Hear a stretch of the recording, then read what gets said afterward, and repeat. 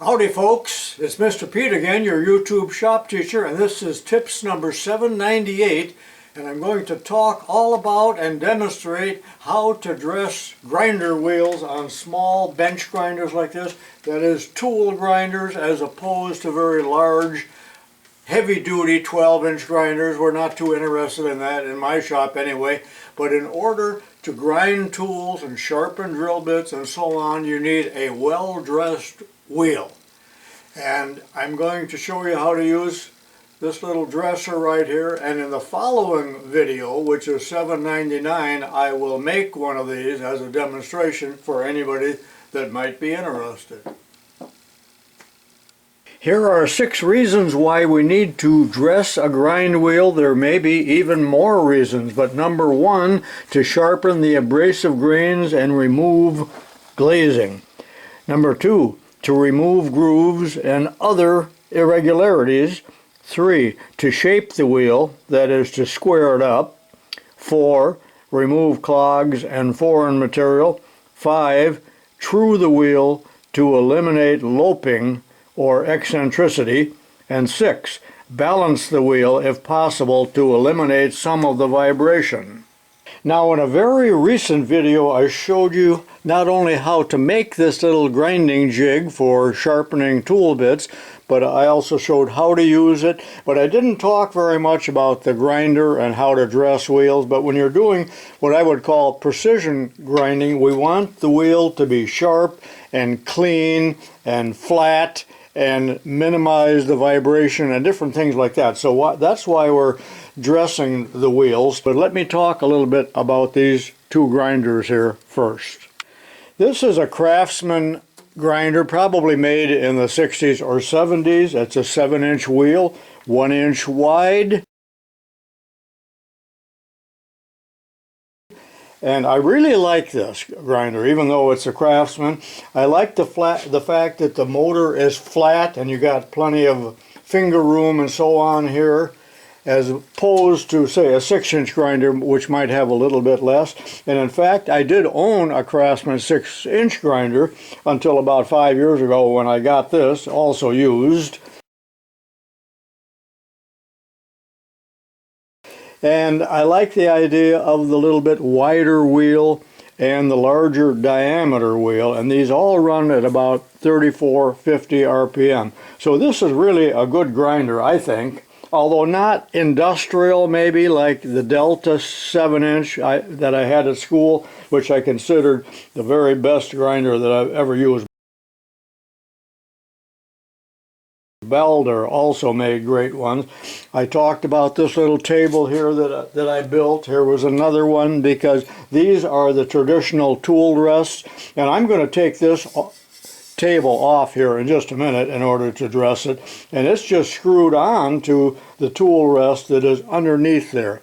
So get yourself a good grinder, and it's nice to have it dedicated for tool grinding where nobody else is going to use it for rough grinding and damage the wheels or load the wheels or get them out of balance or groove them, and all the different things that can happen when inexperienced people use a grinder. Okay, here's a grind wheel that is a 6 by 3/4 by 1, and that's the hole size here. This is brand new. It's a cheap one, but it's not bad. But you can get much better ones from industrial suppliers that are probably better balanced than what I just showed you here. But here's an old wheel taken off. I just wanted to show it to you that wheels can really become loaded when somebody that is unauthorized grinds aluminum or even wood or other materials that clog the grit and essentially render it useless until you dress the wheel. But also notice how they've rounded the corners off here by grinding on the corner of the wheel. I like my corners to be nice and square and sharp, but that's not always what you're going to have. Also, you're going to find that some people grind something like a rod and put quite a deep groove in it. So when you are grinding, no matter what wheel or what grinder you're using, move it back and forth to avoid putting that big groove in there, which in order to get it out, you just have to dress that all out of there, and you might lose 1/8 of an inch of diameter of the wheel.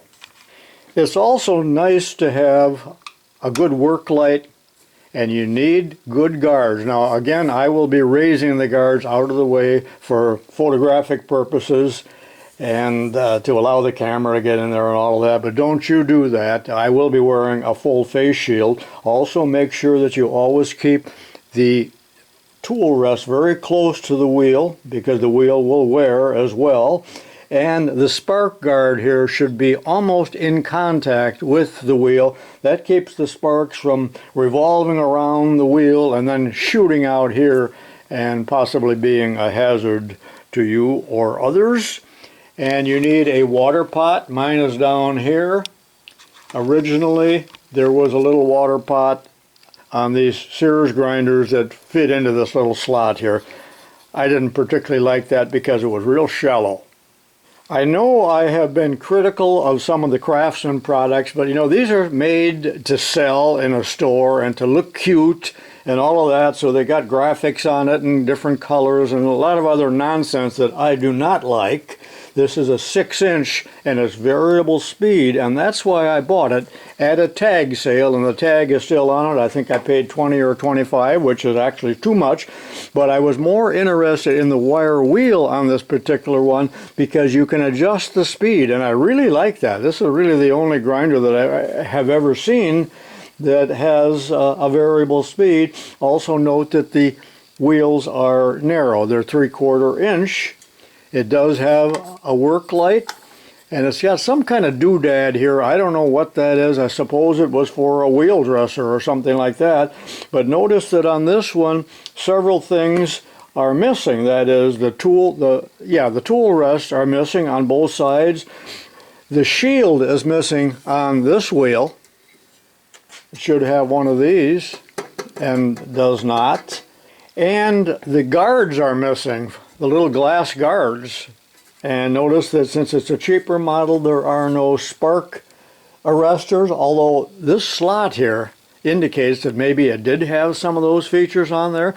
I suppose that when this man bought this, that some of those parts needed assembly and he just never put them on because he didn't need them. But you really need that tool rest on there and the guards. Do not use a machine like this, although I kind of like it. Let me take this little work table off real quickly, and I've already loosened the bolt, and you see there's nothing to it on the back side. And there's the original tool rest, but there's a big gap there now, so of course I have to move it in closer. I have here on the table quite a large assortment of wheel dressers that I have either made or bought or acquired in some way or another. Let me talk about each one of them, the advantages and disadvantages. First of all, I'm actually going to use the word hate. I hesitate to use the word hate, but I actually hate this kind of dresser that uses these wheels. I think it's okay on real large grinders like 12-inch grinders, but it removes a lot of grit. It creates tons of dust. It's noisy and scary. You almost need a hazmat suit and oxygen in order to use this, and there will be swarf and dust everywhere. So I'm not going to talk anymore about that. I hope it didn't hurt anyone's feelings. Here is a diamond, almost like in a screwdriver type handle, and this is one that originally was in a Rockwell Delta dresser. I'll talk more about this, but it's not too good to use just a diamond like this across the wheel because you cannot move it uniformly. You just can't, and it tends to groove it, and it's hard to keep the face of the wheel square using a diamond like that, but I'm going to talk more about that in the next one. I do not particularly like this type of grinder or dresser. Some people even use an old piece of stone as the dresser. My personal feeling is that it dulls the grit and does more damage than good, but that is a possibility for you. This is one of my favorites, and these are readily available. I think this is a Forney. Probably a lot of companies sell these. They're $25 or so, and it has a lot of crushed diamonds in there. I like to use it just to dress the wheel up just a little bit. It doesn't need a whole lot of attention, just to sharpen it, so to speak. Here's another one that I don't know where I got this, but it's got the knurled handle and a single diamond, pretty much like what I talked about here. Here is one that I must have made years ago. It has also a cluster of diamonds. Finally here, this is the one I'm going to use today, and I'm going to talk about how to make one in the following video. And there is a commercially available one that looks very similar. In fact, this is where I got the inspiration for this, from a commercially made one that is sold by MSC and just about anybody else you can think of, and it has a diamond. So I'm going to use that here in a minute, but before I do, I have a whole box of diamond nibs here, and with nibs like this, and some of them are fairly inexpensive, you can make or create your own dresser. Some of these were used on surface grinders as well. And then there's one other one here. I was experimenting, and I may show more about this, but this is kind of inspired by that Delta one, which I'll talk about in the next video. But it's simply two pieces. Here we have a little track that needs to be clamped or bolted onto the tool rest, and there is a single point diamond that can be moved back and forth across it. It tends to load up with swarf and dust in here, which is one of its, I suppose, weak points, but it does work. But this is the one we're going to use today. Let me talk about safety again. I know I spend too much time on that, but would you sell even one of your eyes for $5 million? I wouldn't. So guards are very important, and glasses and shields. Again, I will have to raise these for photographic purposes. Do not do that. I will be wearing safety glasses and a shield, but there's a lot of dust and swarf created by this process. So I'm going to hook up a vacuum cleaner to the back. I made an adapter here to try to control some of that, because I do not like that dust around any of my other machinery. I think you can imagine that it is very bad to have that grit get on your lathes and your milling machines, because it is an abrasive. Also, if you're creating a lot of dust, you may want to wear a mask of some type, because this dust can cause you to get silicosis someday. You don't want to breathe that dust. So those are the safety factors that I want you to consider. Real quickly, as long as I'm talking about safety, when you install a new wheel or a used one, let's say you got this at a garage sale, you need to check it to make sure there's no hidden crack in there. And by supporting it by your finger or something, don't do this. You need to support it like that. Tap it with a hammer handle or something, and you should get a ring. If there's a crack, it will not ring. It'll be more of a thud. And always use a blotter.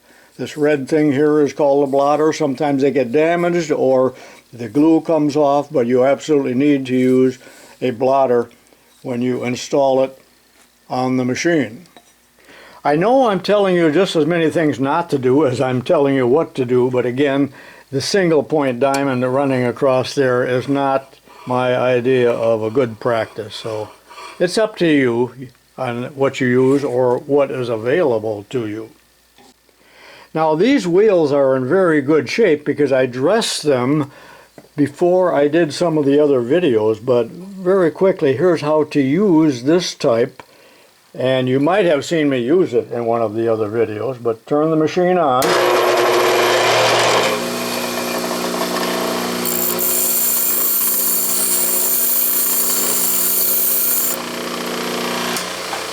And run it back and forth.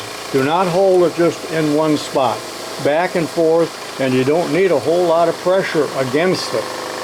Okay, here's the homemade one that I'm going to use, and if you buy the commercially made one, you're going to find that it has this angle on both sides, but with different dimensions. That is, it'll be wider or narrower right here to accommodate tool rests that are of different widths, because these are far from being standard.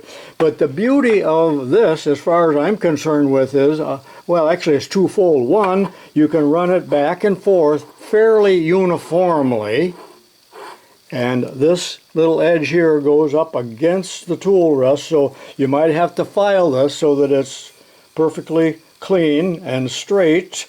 And you want to make sure that the tool rest edge right here is parallel with the axis of the machine, or you will be grinding, dressing your wheel at an oblique angle of unknown amount. And the other thing about this is it has a thread here so you can advance the diamond into the grinding wheel at a very small amount each time. And the final one that I'm going to make will use a fine thread here instead of a coarse thread. And this little knurled nut here is to lock it if you need it, because the vibration of the machine sometimes will cause this to walk a little bit on you. So I like to hold it by this knob. So you might enjoy this design. Also notice that it holds the diamond, or I should say presents the diamond to the wheel at a bit of an angle like that. So as this is rotated, you are presenting new, well, I shouldn't say edges, but portions of the actual diamond, because the diamond wears too. It's much harder than the wheel, but there will be some wear.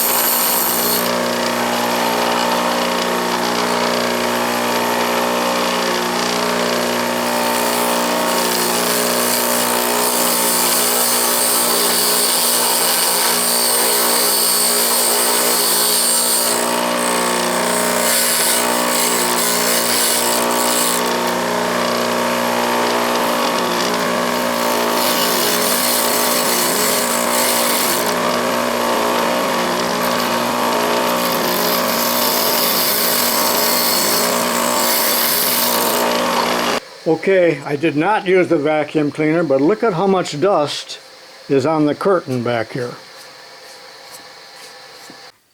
Now, I'm not sure how much you could see there, but I hope you could see a little bit of what I was doing, moving back and forth and feeding in here just a tiny amount. By tiny, I mean that much. That's why I want to install a new thread there that is much finer.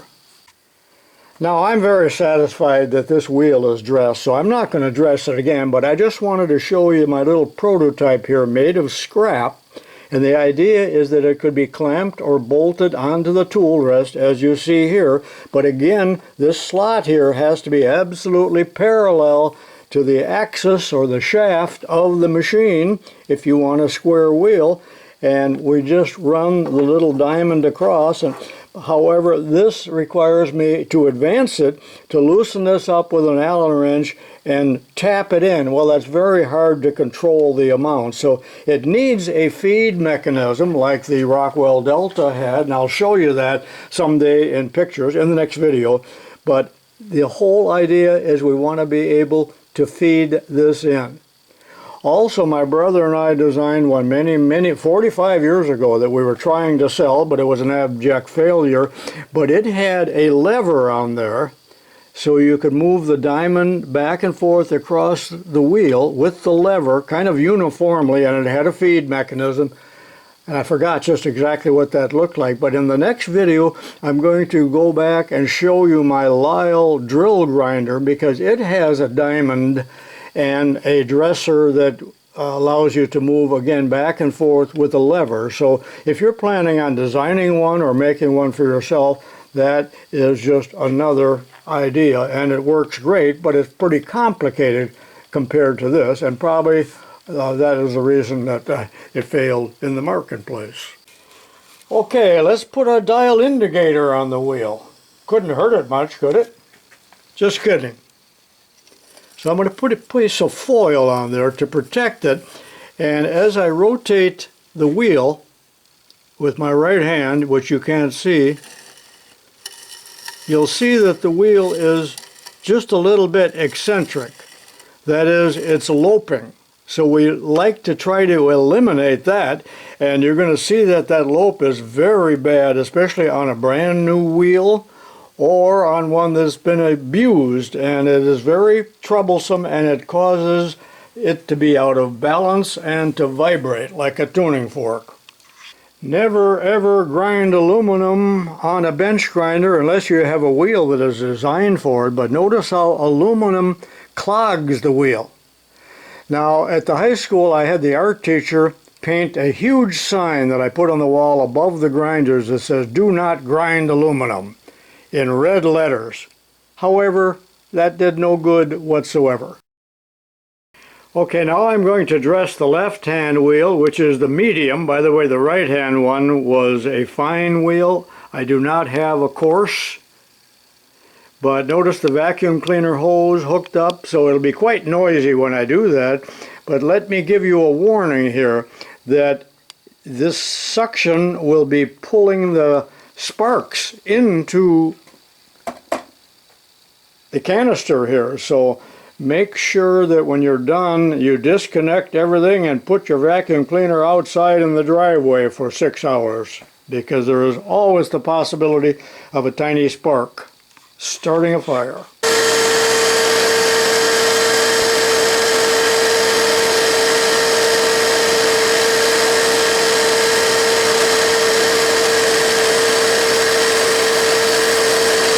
Well, that does it. My wheels are running true. They are sharp, they are square, and all the other good stuff that I told you.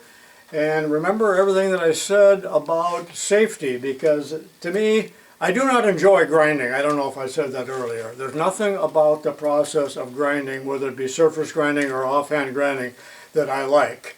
But this is a necessary evil. And if you like the video, be sure and tune in to the next episode, $7.99 when available, where I show you how to make a little dresser for cheap, other than you need to come up with a diamond nib. So if you like this video, give me a thumbs up. And watch my other videos. This is Mr. Pete saying so long for now, and I'll see you next time.